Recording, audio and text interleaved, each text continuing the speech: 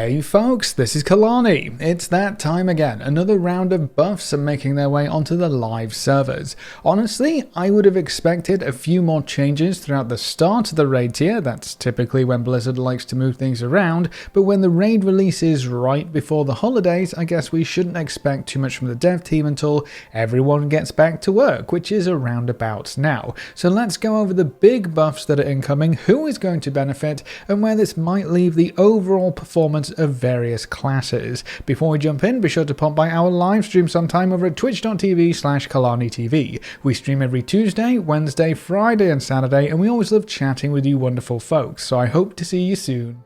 Let's kick things off with the buffs. Quite a few specs that would be considered on the lower end are receiving some big changes. First up, Blood Death Knights. Bone Shield grants armor equal to 70% of your strength, up from 50%. Not only will this give Blood Death Knights an instant boost to their armor value, which will help them tank all of those nasty physical hits, but increasing the scaling value of strength also means as they gear up, they'll get even more benefits out of this buff. Not a super massive change, but it should help them stay alive longer in most encounters. Frost Death Knights have also received a bit of a smaller change. All damage is increased by an additional 2% while a two-handed weapon is equipped. That is a very specific buff and one that Frost DKs will hopefully cheer for. This should lessen the gap between the two-handed Frost and the dual-wielding Frost specs, though I'm not sure it's enough to make a huge difference in the long run. Moving on, Frost Mages will see a big buff across the board. All of their damage abilities have been increased by 9%. This also isn't too surprising. Frost Mages haven't seen too much play in both Dungeons and Raid since the start of the expansion. Fire Mage and Arcane Mage have been doing better overall, with Fire really taking the cake this time around. This 9% boost might be what Frost needs to move up a bit in the DPS chart. Monks will receive the same treatment as Frost DKs, both Windwalker and for Brewmaster. Interestingly, all damage will be increased by an additional 2% while a two-handed weapon is equipped. They really want to encourage you to swap things up, don't they? Or maybe they just want two-handed to provide a bit more oomph when compared to dual wielding. Either way, if you're using a two-handed weapon on your Monk as a Windwalker or a Brewmaster, you should see a small boost to your overall performance when these buffs go through. Assassination Rogues are also on this list, and they're receiving another across-the-board type deal. All of their damage abilities will be increased by 8%. If you've been a bit down in the dumps because you love Assassination Rogue and how it plays, but it just seems like everyone is playing Sub or Outlaw, this buff will hopefully put a smile on your face. And then last but not least, we also have Fury Warriors. All of their damage will be increased by 8% as well, except for Blade Storm and Dragon Roar. Those two are already dealing enough damage, apparently, so will be excluded from the spec-wide damage boost. In an interesting twist, Fury is also the only spec to receive a small nerf with this round of changes. The Meat Cleaver talent now increases Whirlwind's damage by 25%, down from 30%. I honestly haven't seen Fury Warriors really wrecking the damage meters on AoE or Cleave, but maybe this is just to offset the spec-wide damage buff slightly. That's actually it for this round of buffs, sadly, so if you were hoping for maybe some Destruction Warlock, Beast Mastery Hunter, or maybe even some Demon Hunter changes, if you were hoping they were going to get some big buffs anytime soon, I'm afraid you're going to have to wait just a bit longer. These buffs are scheduled to go live with the next weekly reset, which will be January 12th or January 13th, depending on your region. If you're curious as to why these specs are being shown a bit of love, especially Frost Mage, Assassination Rogue and Fury Warrior, they're the ones with the big buffs, it's probably because they aren't seeing much play at the higher levels of endgame content. For Raid specifically, all three specs are really low when you look at overall logs. If you pop on over to Warcraft logs and you look at the overall statistics for the Castle Nathria raid on Heroic, the bottom three specs are literally these three: Frost Mage, then Assassination Rogue, then Fury Warrior.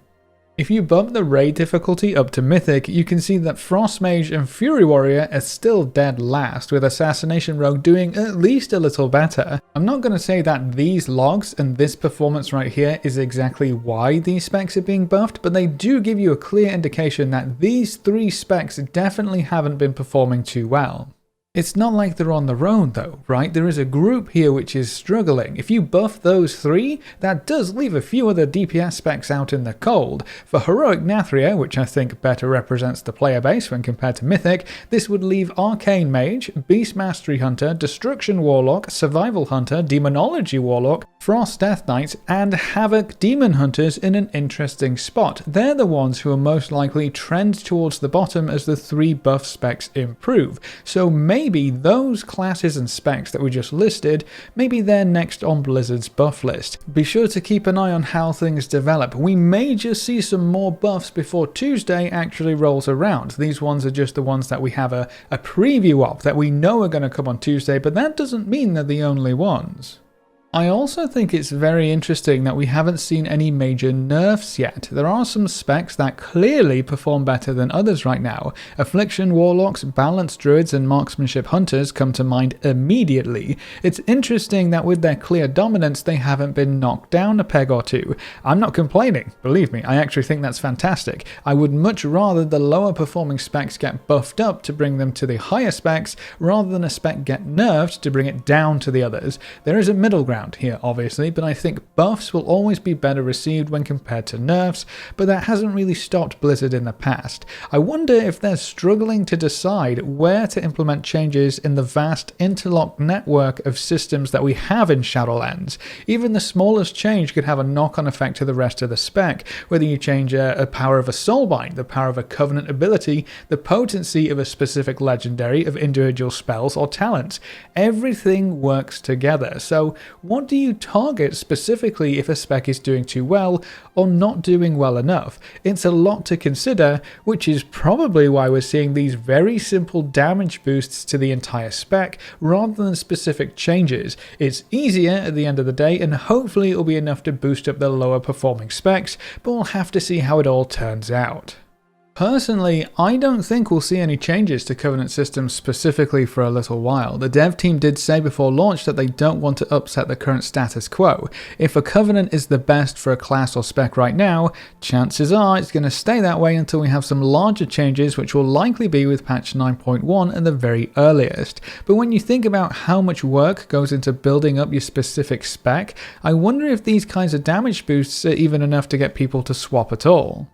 If you choose a Covenant because it was the best for the spec you want to play, you're probably not going to want to change Covenants just because a different spec got a slight damage boost. You also probably would have to craft a different legendary to play a different spec. Sometimes you even need to get a different gear set because they want different stats, and then on top of all of that you have to learn to play a different spec at the same level as you were already playing. I think if Assassination Rogues overtook Outlaw, for example, a lot of players would probably just stick with Outlaw because of how much work it would be to get Assassination up to speed. If the difference is small, I know I wouldn't swap personally. The other spec would have to be way ahead to convince me to go all through that extra work, and I think Blizzard knows that. I think in this expansion specifically, we're going to see very little change with the status quo and which spec is best at which type of content until the major patches come around, and even then, I honestly doubt the dev team will swap things around too much. There is a huge amount of time and effort invested into characters at this point. Completely trashing a spec because it was too powerful in a previous raid tier would cause a massive backlash.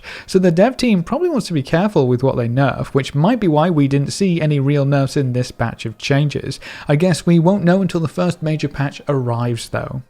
But what do you think of this round of buffs and the complete absence of any real nerfs? Do you think we will see any major changes to Covenants in their power level, or do you think things will remain fairly constant throughout the expansion? Are there any specs or classes you think should have received some buffs that didn't? Leave all your thoughts in the comment section below. If you want to come chat, hang out, maybe run a few dungeons with us, you can find us over at twitch.tv/KalaniTV. We stream every Tuesday, Wednesday, Friday and Saturday, and watching the stream and come to say hi is one of the best ways you can support the channel right now. And if you ever wanted to be included in the long list of names at the end of every video, a subscription on Twitch is the easiest way to make that happen. You get a free sub to any Twitch channel if you have Amazon Prime too, so be sure to take advantage of that. A big thank you to all of our supporters over on Patreon and everyone who's subscribed on Twitch already. You can see their names floating by on screen. If you want to join these lovely guys and gals, well, now you know how. Remember to leave a like just below the video before you leave, and if you want to see more, make sure to subscribe. But apart from that, thanks for watching folks, good luck and have fun, and as always I will see you next time.